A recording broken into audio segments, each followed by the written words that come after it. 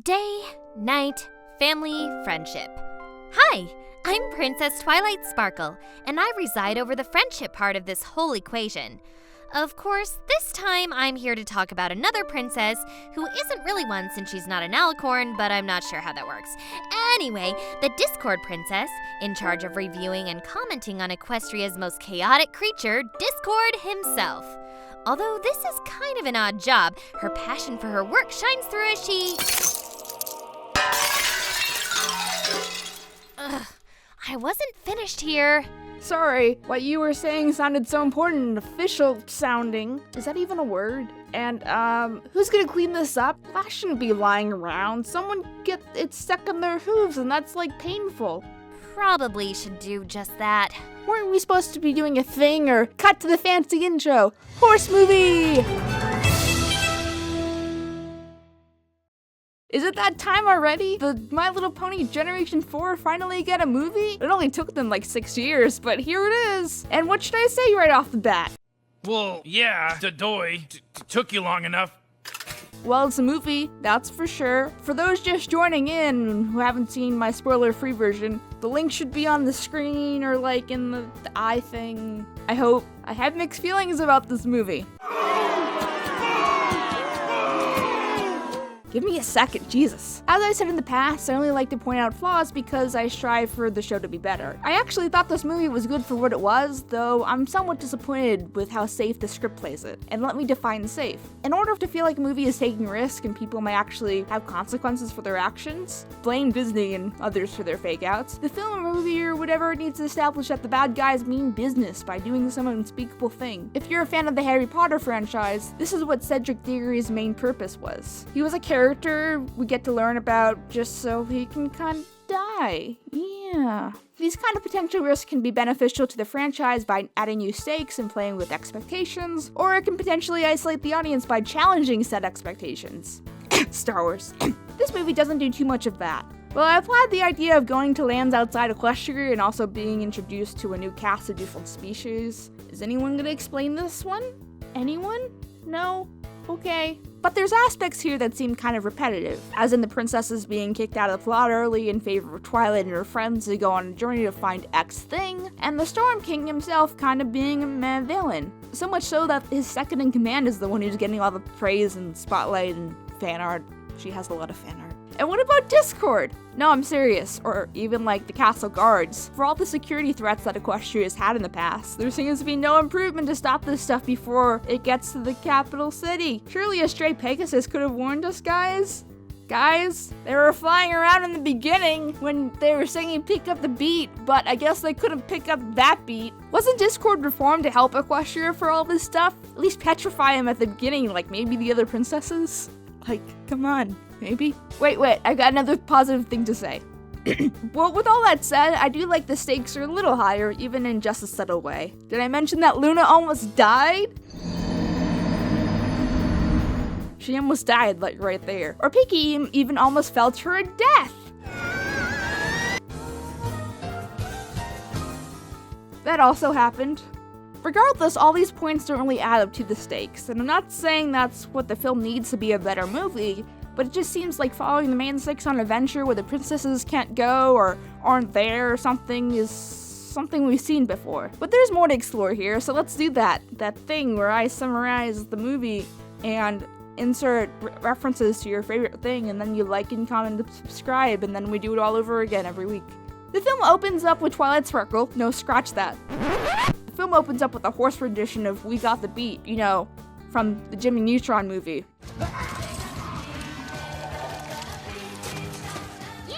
Such a classic. I know it's not directly from Jimmy Neutron, but that's the joke. I mean, it's from the 80s. I like how we can just add pony to a song and there it is. We got the horse. That's all I got. The film cuts up to that to Twilight, who's about to propose this plan to have Celestia and Luna raise the sun and moon in such a convoluted angle to make her friendship festival have that last touch. And gotta smile. I did not hit her. It's not true. It's bullshit. I did not hit her. I did not. I think it's funny how confused Luna is. We all know Celestia and Luna can do this, but she's gotta be like, you're gonna have us waste our time on the concert with Seahorse? How about no? Speaking of See a Horse, we have another concert with another famous pony in Equestria. Where have we heard that one before? Another reason for this, like, to include Sia in the marketing. Probably just book Sia for the movie. But this whole thing is a little bit too reminiscent of the whole rah-rah ordeal, at least in setup. I know we gotta sell those See a Horse toys, but I would like at least a mention to that episode. Anyone? In the midst of that, we're introduced to the rest of the characters that you know and love in their natural habitat, but special points for the Applejack's introduction. Raised in a barn! And let's talk about the first original song of the film. Well, the first one kind of doesn't count since it's a cover. Pick up the beat, horse, pick up the horse, beat, horse. I'm gonna go horse if I keep on doing this. Ow. But the music is probably one of the strongest aspects of the film. I mean, the amount of hype the Tempest Song has in general has blown the internet away. The other songs, just like this one, are fun and catchy as hell. Thanks to our old boy Danny Ingram, he's the best. And he's also really pretty. I mean, what? So after the songs explain that Twilight is nervous and stuff, we have this Crash Bandicoot graphic to take over the world. I'd like to take a moment to complain about the lack of Discord. I know I just mentioned him a few minutes ago, but Jesus, he could have solved all this. I understand why you kept him out of the script as a plot contrivance, but in universe, having him present just for the sake of security seems like something that you should do. And let's just talk about Tempest, who's arguably the most popular aspect of the film. She's demanding, she's intimidated, she ain't gonna take any crap from no one. One of the reasons I think she has become so popular as being the definitive role of the film is just because how different she is from the rest of her surroundings, even to the point of contradicting the Storm King himself as far as tone. She's unlike any character that the franchise has presented us with, and being such a badass character in a pony movie really highlights how different the tone could have been. She subverts expectations, and I think she also is a reminder that this show, or movie in this case, isn't your standard pony movie because you have a character like Tempest present. The rest of the movie, well, we'll talk about that. So Tempest, because she's just a fucking badass, gets all the princesses in like 2 seconds. Boom, you're dead. Boom, you're double dead. Oh wait, don't actually die, Luna. And this really highlights my point. Tempest is a villain here to take power. What does Grubber do? You've got to pull yourself together. He's annoying, but he just yells at things and then gives up. I think we could have cut Grubber out of this movie and not lost anything. It also shows that, in case you weren't listening, that powerful unicorns are just as good as alicorns sometimes. Tempest doesn't even have a full horn. I know Celestia and Luna are the odd ones out, but what's so special about being an alicorn? They can sell toys better or something. There. So with the major sacrifice of Derpy here, the main ponies are able to get away. Woo! I guess we gotta find the queen of the hungry hippos. Kill me. Due to Luna being cut off, they can't get anyone else? They can't get anyone else? Well, okay. So the ponies go on an epic quest to go to Treasure Planet Town. This is technically the first time they're leaving Equestria, and there's a reference to death and amputation already. I also like the little touches of how the ponies are technically little compared to everyone else. You get it? They're the little ponies. Kill me. Kill me now. What a baby. In comes in the bipedal cat, Capper, who gets the horses out of trouble by telling this guy his dick is gonna fall off. That's one way to do it, I guess. And now we have a slavery narrative. How about that? As far as Capper as a character, he's kind of okay, I guess. It's pretty easy to see where he's gonna turn after Rarity helps him, so if people are into that, I guess it's okay. I would imagine it's more about his appearance and charisma than his actual backstory or motivations or whatever. So Rufus just shows up as a slave owner. Great! I will say it, I think this is the first time we get a direct reference of Kim Possible in the horse show, movie, whatever. I know if you guys have ever seen Naked Rats in real life, then yeah, if you compare this guy to Rufus and character design, you'll see he's more similar to Rufus, so he's like a steampunk Rufus, I guess. Yeah. A chase then begins when Tempest shows up to kick some ass. Oh, did I mention Tempest is following them? Yeah, that. Grub is still useless. I'm gonna pause this reference to talk about the Storm King and why he is a useless villain. Right from the get-go, I think there's something totally confusing about just how the Storm King needs to be portrayed. In the comics leading up to the movie, he's threatening, but here, you get a bad connection joke? It seems to be playful, except he needs to be more threatening.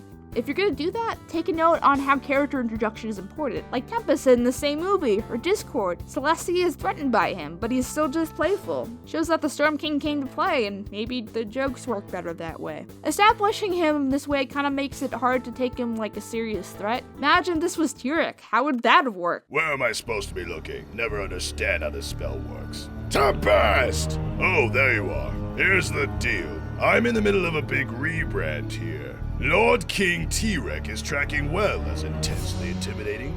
But you know what? I need to back it up. Do you know what I need to back it up with? A storm! That would be great! You promised me magic that could control the elements. And right now I'm holding what? A branch? A twig? What? Remember, Tempest, only I have the power to make you whole. Make this twig work and you'll get your reward. Fail me, and your horn won't be the only thing that's broken. Alright, resume reference. Oh shit, Pinky might die, except she won't because this is the horse movie. And now to change costume. Is this one more on theme? Darling, you're going to go with that look? Surely this would be more fitting. And let's talk about the pirates. While the airship design is cool, we don't really get to learn anything about them, or specifically their motivations. I mean, I'm just gonna say it, Rainbow Dash just needs to sing one silly song and then boom! They're gonna abandon this thing that they were doing. Ponies just bursting into song in random places at the drop of a hat? Who does that? Why did they need to haul merch? Why does it take one song to change their minds? If they're so passionate, why didn't they just do this before? Taste the rainbow, motherfucker! Get it? True colors? But it looks like due to Rainbow Dash's excitement, it gives their position away. Nice going there. It's up to Twilight to figure out a plan as they fall to their death. Well, okay. Can't like 3 out of the 6 fly? And with that, we get the abandoned city of Eras, where the hippogriffs are, but not anymore. They're like sea ponies now, in case you couldn't tell by the marketing. So Pinky follows Gilda, which causes all the ponies to die. The end. Nah, it's all fine. Turns out Bismuth is leading the hippogriffs as the queen, not the princess. Good one, Lauren would be proud because she was against the princess title in the beginning, but whatever. But she also kind of refuses to help until Pinky sings a song. Well, until Twilight just tries to steal shit. I get it, Twilight, you guys are desperate, but maybe if we explain what the pearl could do, how it could help. Also, shout out to Applejack's hat. That thing is ridiculous.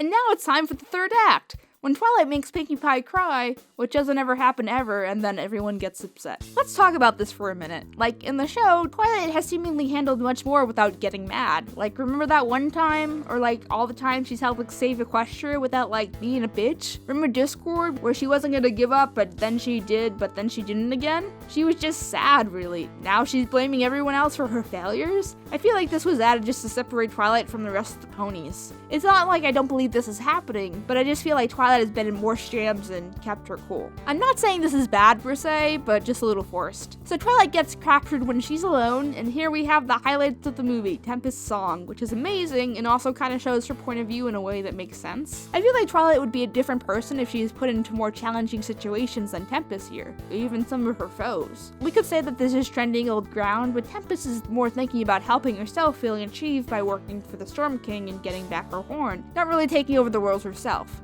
That's why I think she switches sides so easily, and because she wasn't really motivated to be evil, just like self-serving. Plus, this song is the best! So we're introduced to a lame villain who's still pretty lame. Well, the B team, with the help of everyone ever, use a Trojan horse thing to get in? Haven't we done that before? Or whatever. So, in a twist of fate, Storm King betrays Tempest for no reason whatsoever except to give Tempest a reason to join the sides. And then Twilight learns that she can trust her friends with important stuff or some shit.